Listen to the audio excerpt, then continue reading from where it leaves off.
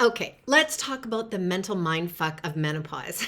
So, first of all, if you exercise, and let's say you're a fitness freak and you are not having any success, I am imagining that you're probably going a little crazy right now because you are working out harder than you ever have. You are dieting, you're doing everything right. Maybe you've gone even as far as eating keto and you may have some success, but things still are not feeling right and they're not shifting the way they need to.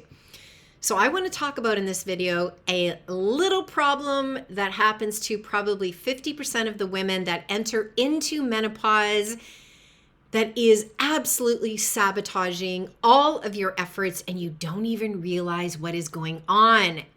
So let's talk about insulin. Many women that go through menopause have what is called insulin sensitivity. So I am going to speak in layman terms throughout my videos because I want you to just understand it. I don't need to get all technical and shit. You can actually Google that stuff for yourself. So I'm going to make this really plain and simple and easy for you to understand. So what is insulin sensitivity? Basically, your body is not operating like it's supposed to. The insulin being released is not how it's supposed to. So in other words, you are not utilizing the calories you are ingesting as you are supposed to. So what happens as a result of this? Well, here's the clincher. You can actually have an intolerance to carbohydrates. Like, shit, one more thing. Carbohydrates, seriously? Nom, nom, nom. I mean, man, carbohydrates are your go-to emotional food, right? And not to mention, they taste real good. They are at every single party. It's kind of like the bulk of a lot of people's meals, carbohydrates. But guess what, sister? You're going to have to reduce them, especially if you're doing everything right and nothing is working. In layman's terms, carbohydrate intolerance is this, or rather, carbohydrate lack of utilization. So when we eat a carbohydrate, typically, our body burns it off, stores a little bit of glycogen, a little bit of fuel for later, and it's no big deal. When you have a low carbohydrate tolerance, your body doesn't utilize the carbohydrates like it is supposed to, which is where the insulin sensitivity comes in. So you uptake the calories, let's say from that sweet potato that you just mowed down on, and the insulin is not being pumped out as it should be.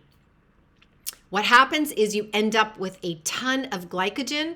Let's say that's sugar, energy, the food that you just ate, swirling around in your bloodstream, and it ain't going anywhere. You end up with an abundance of glycogen in your bloodstream. And so your body's natural response to that is to store it as fat.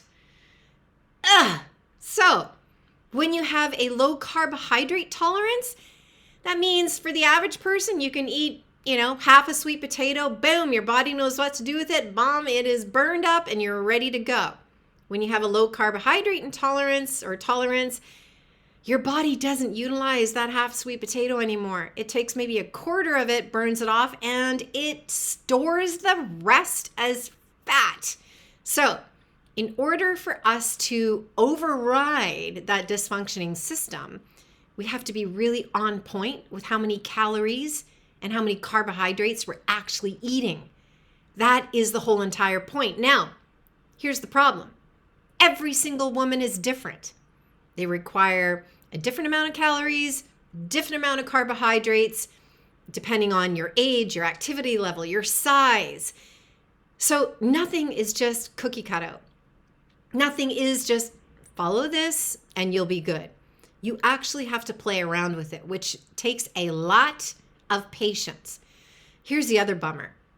If you are somebody who works out like crazy, the rule is if you hit menopause, you're going to have to reduce your calories just like everybody else. The working out is not going to have the same effect as always had. And that was my personal experience. I had to be really conscious and aware of just exactly how many calories I was consuming. And let me tell you, sister, I have never counted calories in my life, ever. All I had to do is look in the mirror and know, yeah, you're eating too much, or you need to eat a little bit more because you're starving all the time. So even if you're a complete workout freak, you're going to have to reduce your calories by about 200 calories a day. And that goes across the board for every single woman who enters into menopause. How you can mitigate this is increasing your exercise activity level. But I'm not talking about those crazy workouts where you're going into your spin class 7 days a week and doing an hour of HIIT. That, my friend, is going to make things a whole heck of a lot worse for you. And I'm going to get into the why of that in my next video. So you need to be mindful of your calories, and you also need to be mindful of your carbohydrate intake. So I'm sorry for the bad news, but that is the reality of entering into menopause. So I'll get into a bunch of that on the next video.